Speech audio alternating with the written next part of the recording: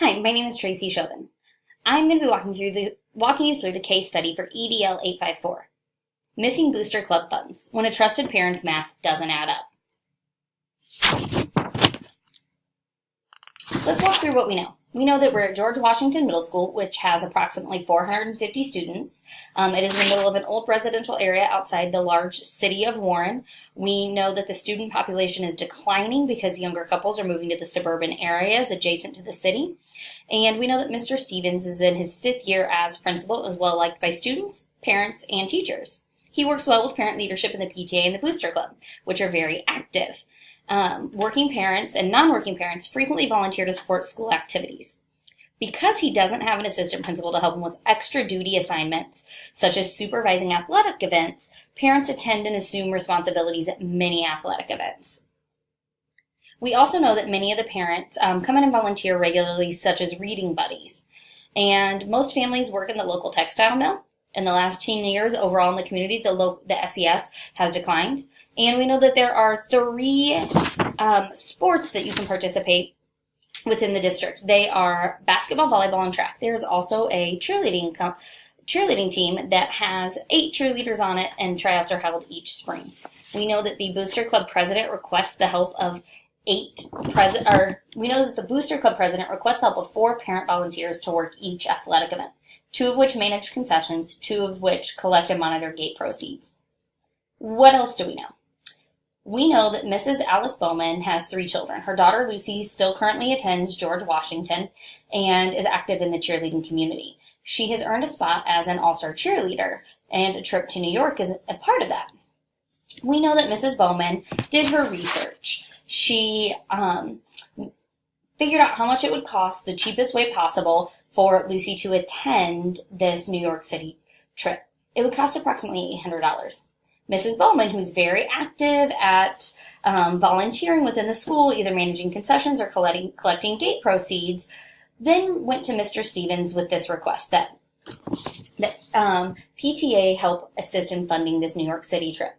Mr. Stevens informed Mrs. Bowman that PTA monies were raised to support projects that would benefit all of the majority of students. He justified by asking Mrs. Bowman how she might feel if the PTA monies were used to send only 1 student to a summer academic camp. Mrs. Bowman pressed Mr. Stevens to reconsider, but he was adamant that her request was outside the parameters of a legitimate PTA-supported project. What happens next? We're at the last home basketball game of the season, and there are volunteers collecting at the gate and concessions. Mr. Stevens is overwhelmed by the crowd in the game, which he is supervising. He reasons that reliable parents and careful accounting procedures made it unnecessary for him to closely supervise parent volunteers. Mr. Stevens knows that pre-numbered tickets and an inventory occurs, and an inventory of the concession items made it difficult for funds to be mishandled. We also know that Mr. Dumas comes in, and he paid with a $50 bill and mentions it to Mr. Stevens in passing. At the end of the night, Mr. Stevens is handed the bank bag by Mrs. Bowman. Mr. Stevens goes to the bank with a security guard, per his usual routine. He opens the concession money bag and counts it in front of the security guard. The concession money bag balanced with the inventory and was in order. Mr. Stevens then reviewed the ticket accounting sheet before counting ticket proceeds. Mrs. Bowman had written a note stating that tickets 78 through 88 had to be discarded because they were torn. The ticket proceeds balanced with the number of tickets sold minus the 10 reported torn. But the total didn't reflect the amount that should have included the 10 tickets Mrs. Bowman claimed were torn. Mr. Stevens couldn't find a $50 bill, the cost of 10 tickets among the currency in the bag, which he knows that Mr. Dumas was paid with, as it was mentioned to him earlier in the evening. So what do I need to know? I need to know, was Mrs. Bowman one of the parents in charge of ticket sales? We do know that she has worked concessions and tickets in the past. If she was working ticket sales, who was helping Mrs. Bowman with this? What safeguards are in place for ticket sales? They're mentioned, but none are specifically spoken to. Could the $50 bill have been used to make change for smaller bills from a separate money bag? What is the procedure for torn tickets? And are PTA booster parents trained on these procedures? Based on all of this, I also need to know, is there security footage? Where do we go from here? We identify the problem. The first problem I identified was that the principal's role in the financial matters of the PTA is advisory only, according to School Money Matters. Should Mr. Stevens have been the one to tell Mrs. Bowman that PTA funds could not be utilized for only one student? The principal's supervision of the money was limited due to conflicting responsibilities and lack of staffing. We also know no procedures were cited as being in place or followed. So what does the end of night closing look like for concessions and ticket sales? And what documentation is necessary for torn tickets? Let's talk about where we go from here in terms of a plan. So we need formal written statements with any documented evidence by Mr. Stevens and the security guard who was there to witness it. We also need to review district policies and procedures regarding these types of incidents with the business offices. As this was school money, yet the suspected theft occurred during PTA Booster Club implementation, I would contact them per the recommendation of School Money Matters by Mutter and Parker. We need to review any security footage if it's available. And interview the parent volunteers the next day. Who was working with who at each location? Gather any information regarding the torn tickets. And who did the end of night tallies? That wasn't ever explicitly said either. Contact Mr. Dumas. Who did he give his money to? How many tickets did he purchase? Get a written statement from all of those people. Speak with Mrs. Bowman. Have a PTA or Booster Club president present and review all of the information we have. We need to know what happened that evening, what occurred prior to the bag being handed off to Mr. Stevens. And then from there, follow district guidelines and protocols for mishandling or theft of money if we find out anything definitive. I also need to shore up the process for any and all future events. I need to have written guidelines and procedures to follow posted, have trainings for volunteers. I need to designate one person to be the event coordinator. I need, in the two-person team, ensuring that one person handles the tickets and one person handles the money. I also need the event coordinator to review all ticket sales reports, the ticket inventory, and financial report to submit it to the principal. So there's that checks and balance going on. All of this is per the written recommendations of School Money Matters by Mutter and Parker. So let's talk about this decision in terms of what is best for students. What's best for students? To keep this as private as possible in order to maintain relationships and reputations of all involved. We want to ensure that there is an environment with trust and accountability and transparency. We need to also, in the future, communicate with the community how PTA money is spent and celebrate those activities so that they know this is how PTA uses their money and they know it's spent on the entire community, not just one student. Because PTA is encouraged to support the endeavors of students and faculty that school money specifically can't be used on, but not one student specifically. We also need to create training and standard procedures in order to have a level of transparency about how money is spent, to have buy-in from all stakeholders, and implicitly communicate that money is spent well and according to these procedures. Reflection. I am thinking, where did the money end up? I don't have enough information to make an accurate assessment.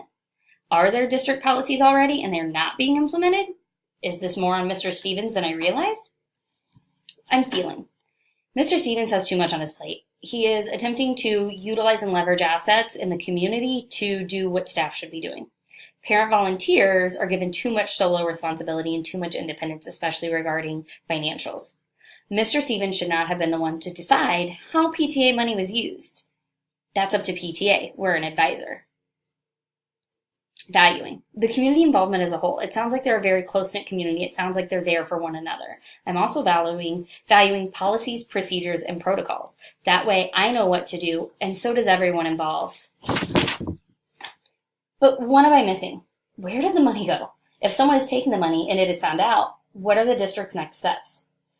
Is the school responsible for determining if PTA funds can be used for funding a student trip? According to School Money Matters, no.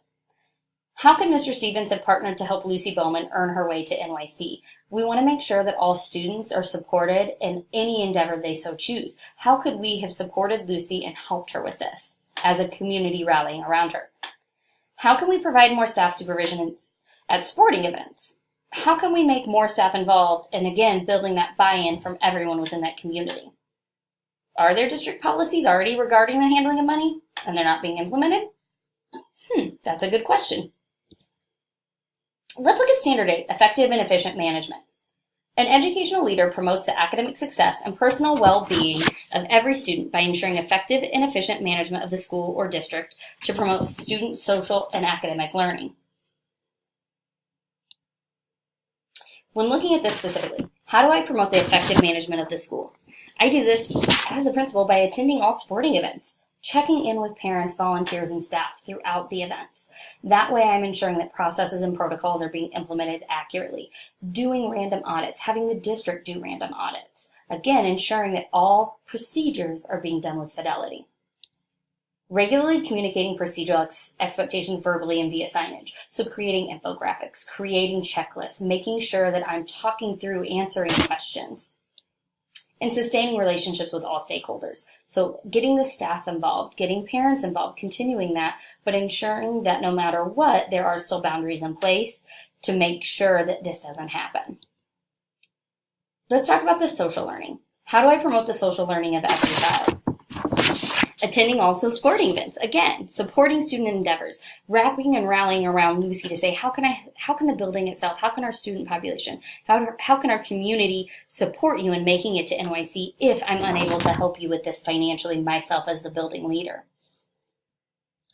Making sure that there's fund protection so that all future opportunities for all students are available. Making sure that our gate money and our concession stand money is kept safe. And again, sustaining relationships with stakeholders. If we continue to have volunteers coming in, that's really, really good for our students. But we need to make sure that this is kept private as possible to sustain those relationships, that parents still want to come in. Let's talk about effective and efficient management in terms of academic learning. How do I promote the academic learning of every child? Celebrating student achievements, exploring avenues of support. What can we do to make sure every single student, be it that one student who might be going to a summer academic camp, be it Lucy going to New York, how can we celebrate that and how can we support them in a variety of ways if we cannot do it financially? Continued use of funds for all students, ensuring that any funds that the school does have is going towards classroom, going towards students, going towards their learning, going towards new ideas, new innovations, to make sure that all students are getting their needs met. Again, sustaining relationships with stakeholders. We know that students that have relationships come to school eager to learn and motivated to learn. So as long as I'm making sure that this is kept private and that we're figuring out what happened, we can keep those positive community, that positive reciprocal culture in place so that all are getting everything they need. The references that I spoke to were Mutter and Parker, School Money Matters, a handbook for principals. If you have questions on some of the decisions that I made or some of the proposals in this, please go reference that. Thank you so much.